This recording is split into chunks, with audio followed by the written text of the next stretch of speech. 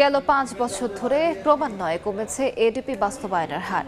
সদ্য সমাপ্ত ২০২৫-২৬ অর্থবছরে এডিপি বাস্তবায়ন হয়েছে ৬৭.৫২%, যা গেল ৫ বছরের মধ্যে সর্বনিম্ন। অর্থনৈতিক চাপ, প্রকল্প অনুমোদন, বাস্তবায়নে ধীরগতি এবং সরকারি ব্যয় সংকোচনের প্রভাব পড়েছে উন্নয়ন কর্মকাণ্ডে। পরিকল্পনা মন্ত্রণালয়ের বাস্তবায়ন, পরিবীক্ষণ ও মূল্যায়ন বিভাগ IMEDর প্রতিবেদনে প্রকাশিত তথ্য অনুযায়ী ২০২৫-২৬ অর্থবছরে এডিপি বাস্তবায়নের হার দাঁড়িয়েছে মাত্র ৬৭.৫২%, যা গেল ৫ বছরে সর্বনিম্ন।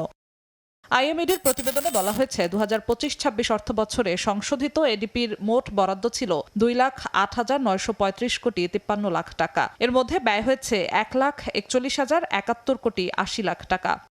তথ্য বিশ্লেষণে দেখা যায় গত কয়েক বছর ধরেই ধারাবাহিকভাবে কমছে এডিপি বাস্তবায়নের হার। ২০২১-২২ অর্থবছরে যেখানে বাস্তবায়ন হয়েছিল ৯২.৭৪%, সেখানে ২০২২-২৩ অর্থবছরে তা কমে হয় ৮৫.১৭%। ২০২৩-২৪ অর্থবছরে বাস্তবায়ন হার দাঁড়ায় ৮০.৬৩% এবং ২০২৪-২৫ অর্থবছরে তা নেমে আসে ৬৮.18%। সর্বশেষ অর্থবছরে তা আরও কমে ৬৭.৫২% পৌঁছেছে।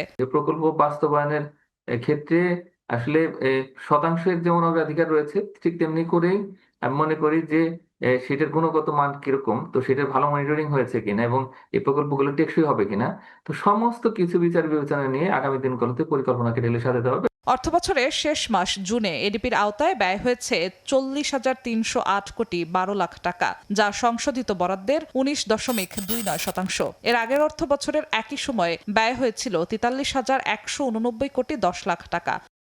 জিনাতারা জশোয়া, সময় সংবাদ, ঢাকা।